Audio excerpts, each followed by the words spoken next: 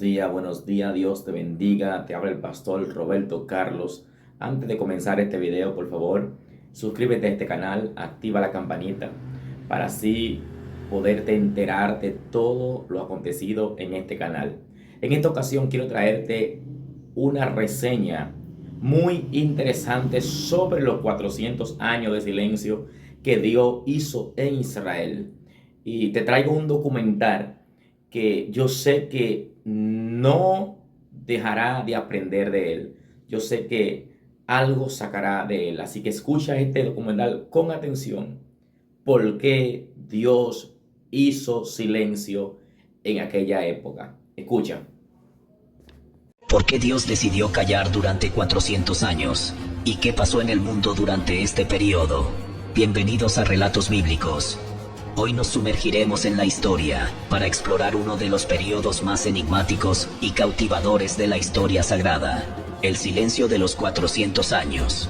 En este periodo, tras la última profecía de Malaquías, la tierra se sumió en una aparente pausa espiritual, un tiempo sin palabras proféticas, pero con muchos cambios en la historia, desde lo espiritual hasta lo geopolítico. A lo largo de este estudio, nos adentraremos en las razones y el significado de esta pausa misteriosa.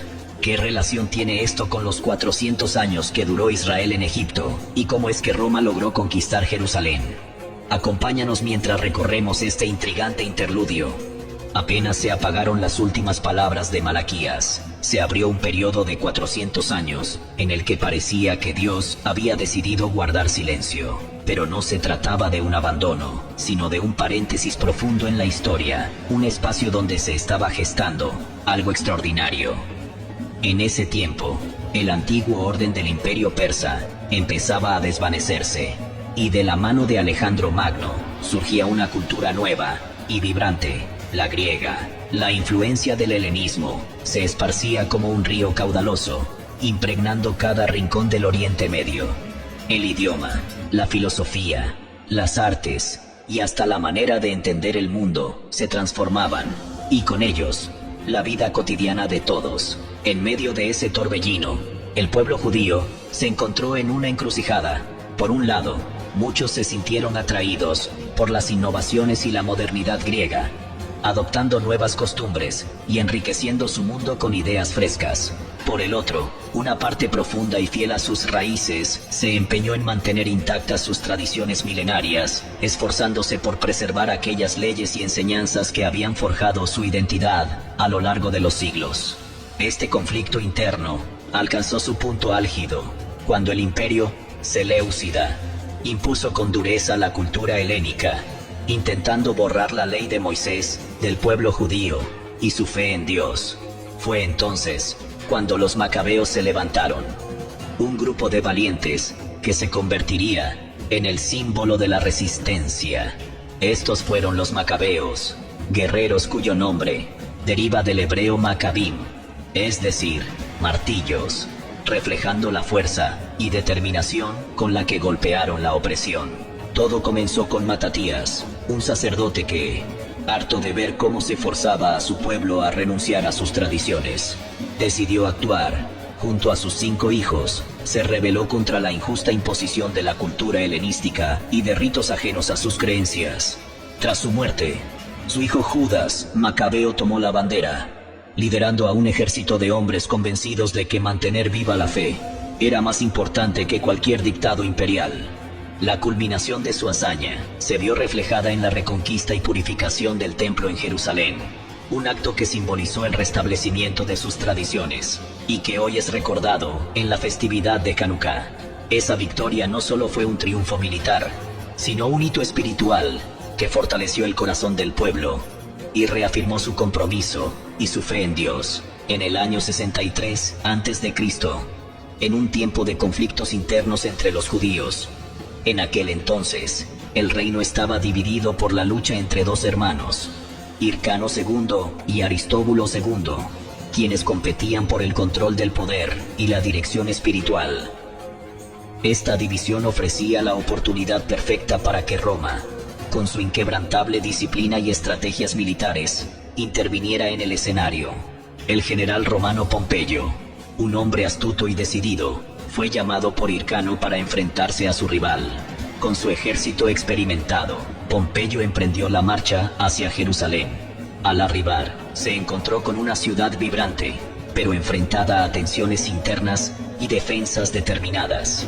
Los romanos comenzaron entonces un asedio que, con el paso de los días, evidenció la eficiencia y superioridad de su táctica militar. La tensión alcanzó su clímax cuando, tras meses de resistencia, Pompeyo y sus soldados lograron penetrar en el corazón de Jerusalén, el sagrado templo. Esta incursión no solo significó una victoria militar, sino que simbolizó el inicio de un cambio radical. Con la conquista del templo, se abrió la puerta a la influencia y el dominio romano, marcando el comienzo de una nueva era en la historia de la ciudad y del pueblo judío. Así fue como, aprovechando la división interna y la fuerza de su ejército, Roma se hizo con Jerusalén, aunque durante esos 400 años no se oía una palabra profética. El silencio no implicaba inactividad. Las sinagogas y las academias se convirtieron en el refugio de la fe judía, en lugares donde se preservaban y enseñaban las sagradas escrituras. Este periodo se transformó en un tiempo de reflexión y resistencia, donde cada discusión, cada estudio y cada acto de fe contribuía a preparar a la comunidad para lo que estaba por venir. El advenimiento de un cambio que alteraría el curso de la historia espiritual. Pero ¿por qué Dios decidió guardar silencio en ese momento tan crítico, y donde el pueblo más necesitaba una palabra profética? Si analizamos la historia de Israel, vemos que se repite algo que ya había acontecido en el pasado. Después de que Jacob entra en Egipto, vemos también un periodo de silencio absoluto por parte de Dios.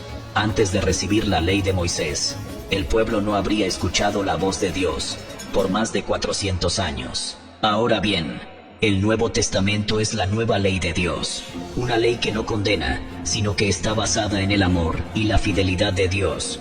Por lo que antes de recibir esa ley, también hubieron 400 años de silencio. El silencio durante esos años no fue un abandono, sino una estrategia para transformar espiritualmente al pueblo, que había caído en la idolatría y en malos caminos. Durante el Antiguo Testamento, Israel frecuentemente se había apartado de Dios, adorando a otros dioses y rompiendo la relación íntima que él deseaba tener con su pueblo. En respuesta a esa infidelidad, Dios optó por no enviar profetas directos, permitiendo que el silencio hablara por sí mismo y obligando al pueblo a enfrentar las consecuencias de sus propias decisiones. Este periodo de silencio fue, en esencia, un tiempo de depuración y reordenación espiritual. Sin las palabras proféticas que guiaban de forma directa, la comunidad judía se vio impulsada a profundizar en el estudio de las Escrituras, a desarrollar formas más estrictas de culto y a reorganizar sus tradiciones religiosas. Las sinagogas y las academias se convirtieron en centros vitales, donde se transmitían y se interpretaban con rigor las leyes divinas, lo que eventualmente preparó el terreno para una identidad más sólida y comprometida. Cuando llega el Nuevo Testamento, encontramos a un pueblo que, gracias a ese largo periodo formativo, se mostraba profundamente religioso y disciplinado en la práctica de la ley de Dios. La transformación que produjo el silencio permitió que la comunidad, al aprender de sus errores y enraizarse en una fe más verdadera, estuviera lista para recibir el mensaje redentor del Mesías. Quizá estés pensando que este silencio es porque toda la antigua ley ya se había escrito, y ya Dios no tenía nada que añadir a la antigua ley, pero esto no es cierto, ya que el mismo Señor Jesucristo dijo que la ley y los profetas fueron hasta Juan el Bautista, quien vivió después de esos 400 años. En resumen, el silencio de Dios fue un tiempo de corrección y preparación espiritual, destinado a limpiar el camino para una renovación que se haría evidente en la nueva era de la revelación. Esto nos enseña que el silencio de Dios no es abandono, sino un tiempo para reflexionar y aprender de nuestros propios errores. Dios te bendiga.